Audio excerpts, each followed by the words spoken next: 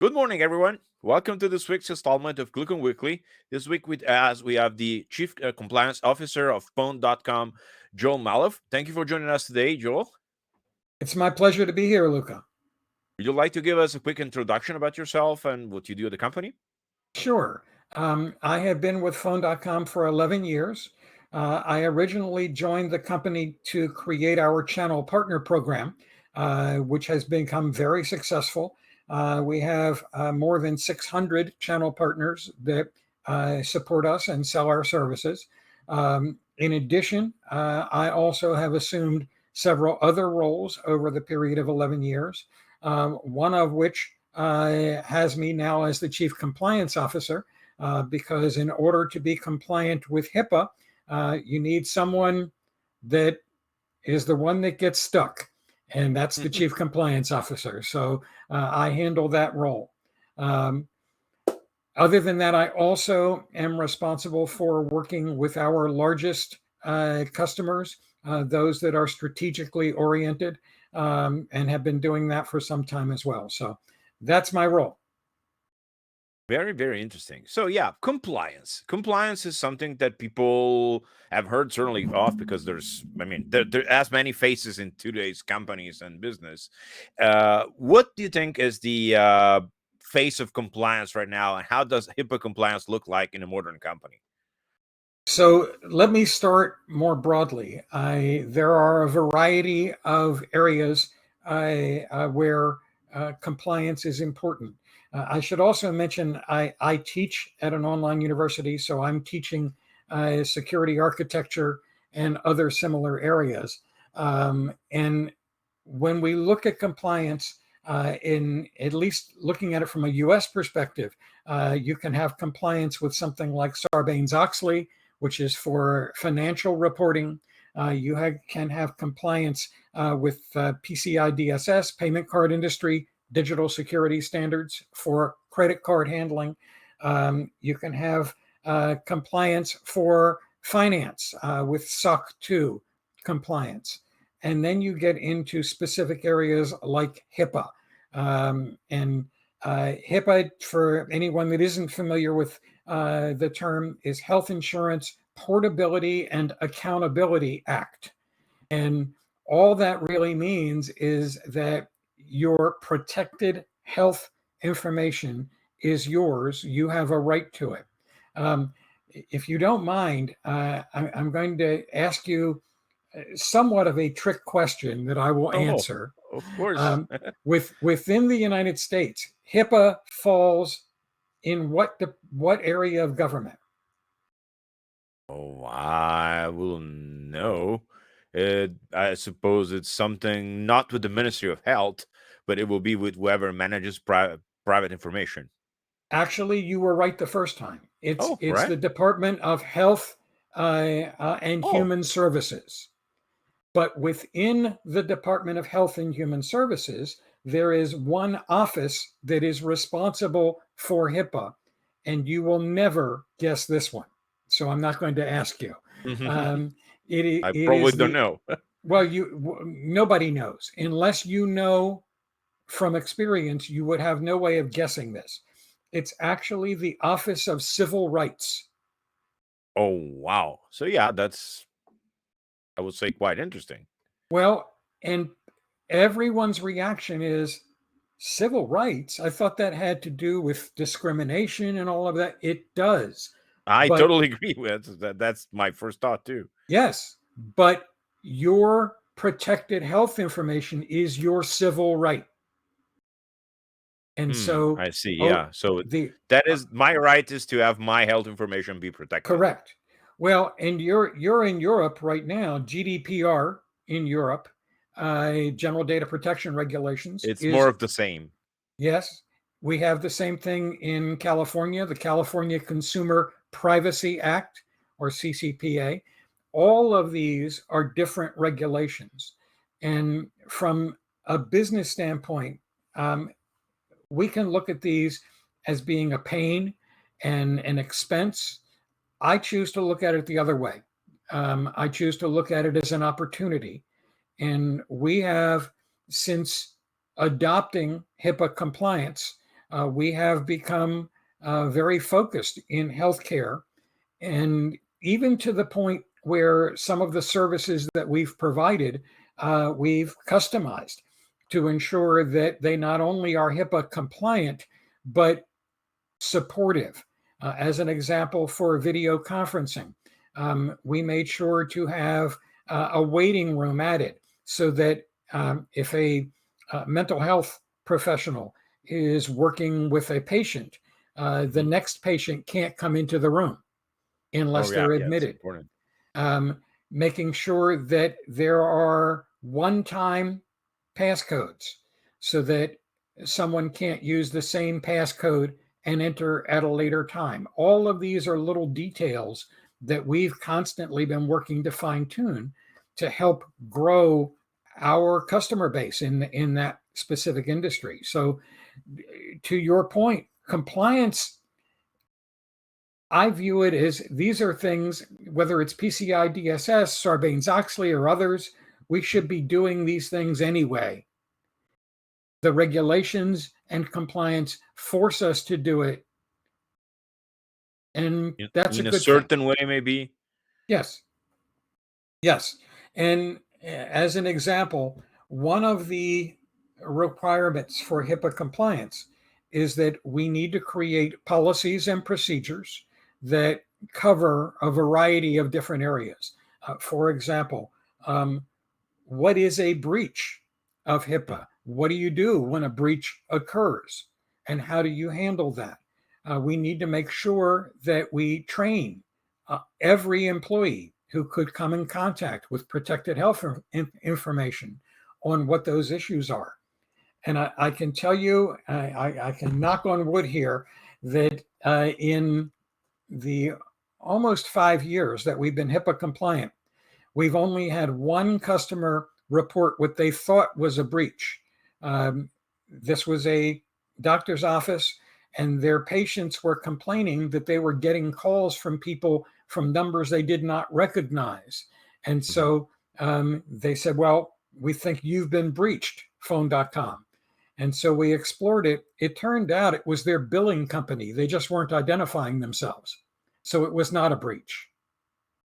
Oh wow, that's that's Yes. super interesting. Yeah, it's a matter of interpretation, I suppose. So you Yes. mentioned a few possible breaches, and what are the most common? I wouldn't say mistakes, but what are the most common? Well, wrong things company Sure. do when it comes to HIPAA compliance. Like, what do we need to be aware of? Because many Sure. people think it's just some arcane science, but So I can tell you from phone.com's perspective, and then I'll broaden that out. Excuse me. We're an internet phone company. We provide voice, video, unified communications as a service to our customers. For the majority of our customers, if they receive a fax or if they receive an incoming voicemail, they will have an email with that fax or that voicemail as an attachment. yeah, That these is days not that's standard. that's not acceptable for HIPAA, because anybody could access that and see if it happens to contain protected health information. And so we have had to disable that for our HIPAA customers. And we have a toggle that we use that, in order for someone to receive the fax, they need to log into our portal, authenticate themselves, and then they can access the fax. But they can't have it sent to some random email address unless they're using a HIPAA compliant email service like Hushmail or others. And I see. so there are ways to do that. Um, Another example is SMS text. That's a gray area as to whether Hmm. or not text is HIPAA compliant. And so what we have done is we have created an autoresponder for those healthcare companies that want it, that say we do not accept, it's their language, whatever they want to use. We do not accept texts. Please call us at our main number, Hmm. or Okay. click here for our privacy policy. And that way that text never reaches anyone, so there's no danger of exposing anything. And so, is that a necessity to have the actual autoresponder, or is it something that you recommend having? Let me explain. Most phone numbers these days that you set up on a provider, such as SignalWire, have SMS capability and voice capabilities. Of course. Would it be better to have an explicit responder set on that number as opposed to just not have it do anything, just to make sure people know? So it's important to have that responder, even if it does quotes nothing. So I'm going to answer that in a slightly roundabout way. When we work with a healthcare customer, we must sign something called a business associate agreement, a BAA, and there are two different types. There is a BAA for covered entity, which is a medical facility that creates prescriptions, they do diagnoses, they have the medical records for the patient.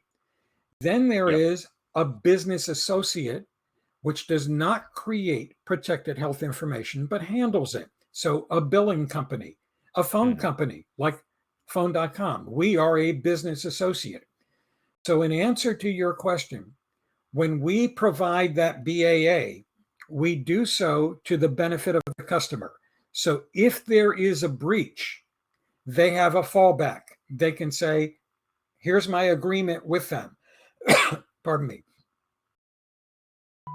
It's really up to the customer, the healthcare company, or the business associate as to whether or not they want to accept text messaging. If they are concerned about it, and mostly mental health professionals are the ones concerned about it, then we give them the option to use that autoresponder. If they are not concerned about it, that's really their choice. In which case, they will really not do anything.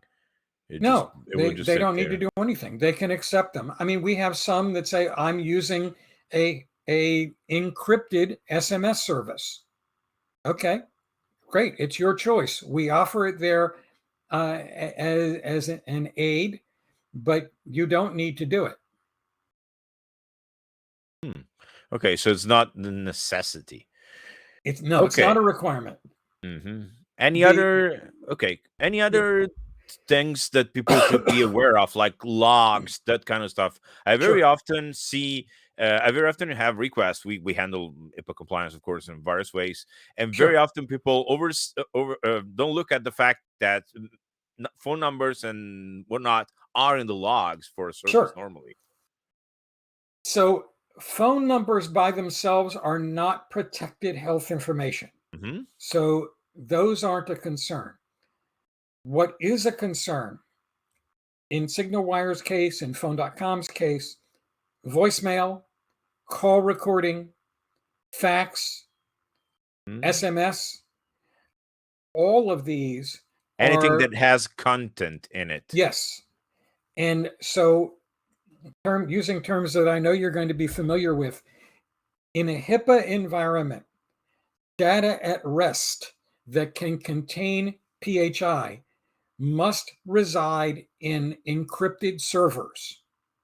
And Hmm. there must be access control and audit trail so that if there is a breach, that it can go back and be discovered who had access to what at what point in time. And so, from an infrastructure standpoint, that's very important. That's part of the audit process that happens once a year. I see. Okay, yeah, that's pretty clear. So it's effectively it is a necessity. Like it's not something you Yes. can it's not something you can not do if you want to. No. If well, so here I'm going to. I know I asked you a trick question earlier. I'm going to ask you another one. Why If not? I tell you that my company is HIPAA certified, what does that Yeah. tell you? HIPAA certified tells you might be able to sign a BAA with your customers, so you are set up to support HIPAA compliance. Could that be No. it, or is it? Oh, okay, got it wrong. What There does that mean is then? there is no HIPAA certification authority. Oh, that was a very much a trick question. Okay, yeah. I said it was. And the point here is HIPAA is reactive. It is not active like with other certifications, like SOC 2, where you have a SOC 2 certification. In HIPAA's case, the only time that the Office of Civil Rights gets involved is if there is a breach. And now they want to know, did you do your homework? Are you compliant? Not certified, but Hmm. compliant. And that's where, if you have gone through the steps and you still had a breach, they're not going to fine you most of the time. If, on the other hand, you had prior warnings and you still did not remediate these issues, now you're going to be fined. And the fines can be in the millions of dollars. They can be very expensive. Oh, wow. Yeah, so the first offense is something that can happen and it's absolutely fine. But Yes, going further can be very dangerous. yes. In fact, the worst case is when you have a breach, you know you have a breach, and you didn't report it. And Okay. I'll give you an example. Um, there was a situation where I think it was a hospital where someone had their patient records on a laptop Mhm. and they lost the laptop, totally Wow, gone. that sounds that sounds like a nightmare for everybody Well, involved. yes, but the problem is, well, they knew the laptop was lost and they only had a couple patients that complained that they think their data might have been compromised. And so they didn't report it. There were really thousands of patients that had been compromised. They just didn't know. Wow, so that's the yeah, if you're aware something has happened, you can probably act on it, but if you're Yes. not nobody tells you, then there's no way you can find out. That's Well, and again, the responsibility to HIPAA is that if you believe there has been a breach, you must report it. You are required to report it. And we've been very fortunate. We've not had that, except that one situation, which wasn't a breach. does it expose you to any kind of penalty? Like, does the fact that you reported No, a breach give you problems by itself? actually, no. There are organizations that track these kinds of things.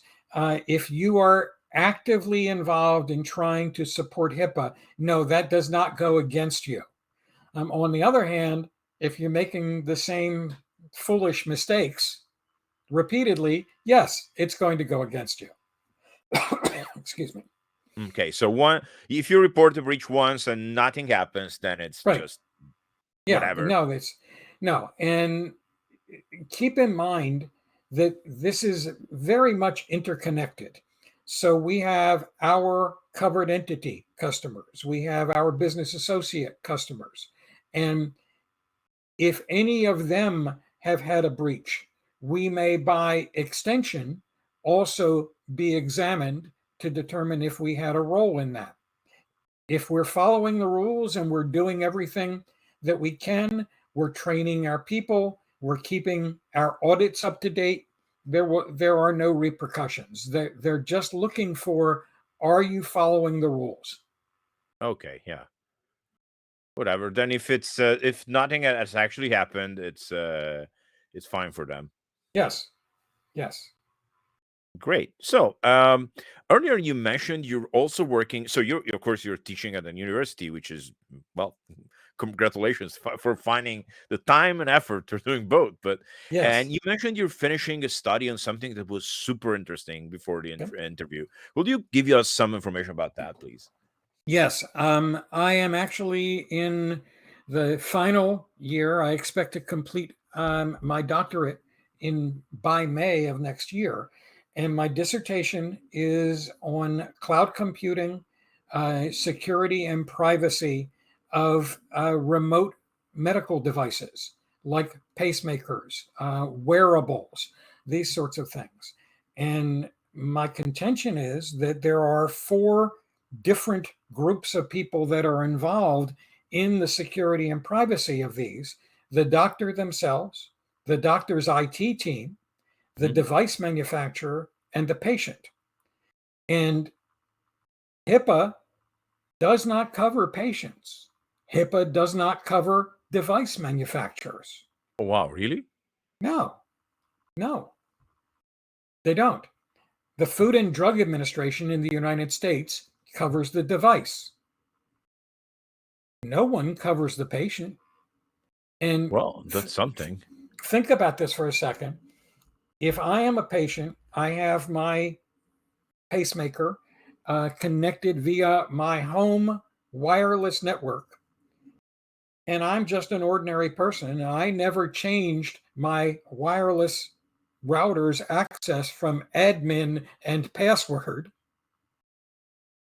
Anybody can hack into that. For sure, And yeah.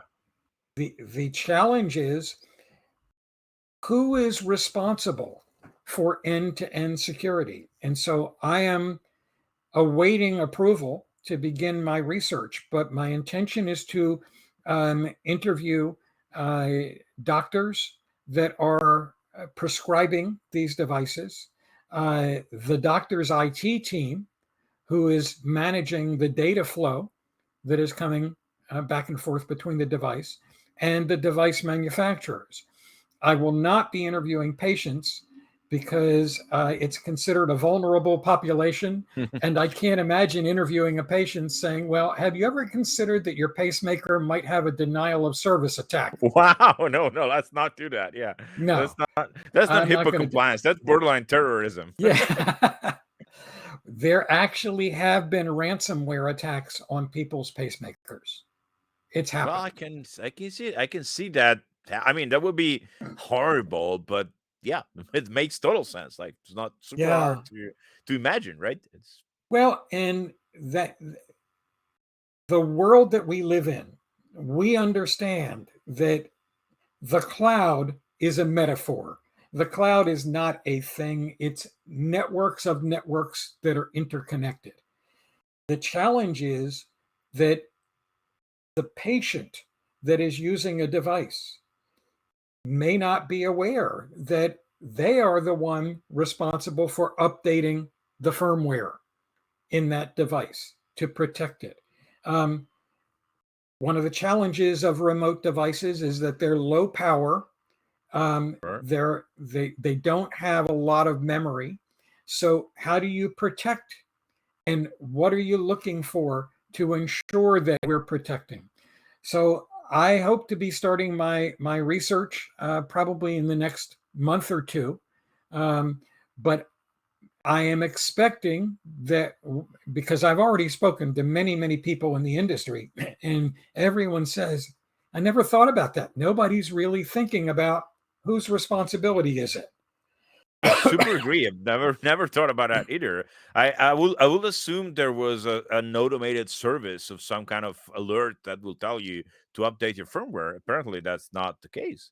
Well, it may be, but again, you even have an issue if, for example, you're using Bluetooth.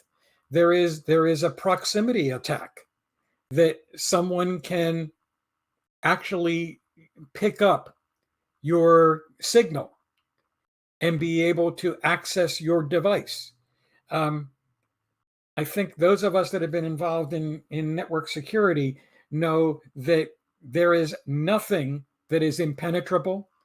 It's just a matter of time before somebody figures out how to hack it. Oh yeah, if And there's especially if there's money involved, people yes, will find a way. yes, yes. And what could be, I mean, more valuable than healthcare? Both in the ransom and the amount of damage done, if you're only considering how much damage you want to do, like this, Sure. it's more for there would be more of a terrorist angle than for a for profit angle, in my opinion. There actually is both, because if you think about it, even just for identity theft, um, you can go on the dark web and you can buy credit cards or account numbers for a very small amount. You want to buy somebody's healthcare records with all of those details, those are more valuable. Those are more Oh, okay. costly. You can sell that data, Yes. make Yeah. money out of it for sure. Yeah. Yeah, that's So a good point. if you think, and I know at SignalWire you're focused on networking, but think of it the same way that in a healthcare device environment, I can do a denial of service attack. I can do the equivalent of a sniffer, where I'm simply capturing your data. Um, I can I can do ransomware, where you have to pay me for your device to work. And moreover, I can be malicious. Um, I can actually access your medicine dispenser and dispense the wrong amount of medicine. So there's all of the types of network attacks that you deal with at SignalWire. These same types of attacks can be acted out on medical devices. And For it's pretty sure. scary to think about that. Well, definitely is. And it's much more dangerous. I mean, if someone, let's put monetary considerations aside, like Sure. toll fraud or whatever, someone commits toll fraud, it's not great, but nobody died. Let's put it Right. that way. Yes. Even, Yes. even if you have a heavy amount of toll fraud happening somehow, nobody really died, which is, Correct. it's still a win. Yes. Cool. Yes. Yeah, that is a very, very good way to put it. Yeah, that's think we're gonna have to make sure we pay more attention to us. I mean, the all of the. I think this is part of the broader Internet of Things security It discussion. is. Like Yeah. This more and is more referred to people as have the medical Internet of Things, MIOT. people have those. Even just the doorbells. Yes. Right now, doorbells have all kinds of stuff attached to them, and you could do pretty much anything you wanted with them. Like people Sure. will not pay attention. People will say, "Hey, why not we?" So you could hack into a camera and just know what's going back and forth from someone's home, for example, Of course. and they will never know for months. Great. No, you're So absolutely right. well, this is a lot of food for talk. So I think our audience will have maybe there's questions coming up. So I relay them if they come in. People usually do ask questions about when topics are more interesting. And well, I think that was a great chat. We went through what HIPAA compliance is, what compliance is in general. Looked at a few specific cases, and then talked about a very interesting and super scary scenario, which involves hacking into pacemakers, which is Yes. so. Go check people, update your firmware. Whatever you do, keep your Yes. firmware updated. That's gonna be important. Cool. So well, thank you, Joel, for joining us today. And well, for everybody else, see you soon. Thanks again, Joel. Thank you.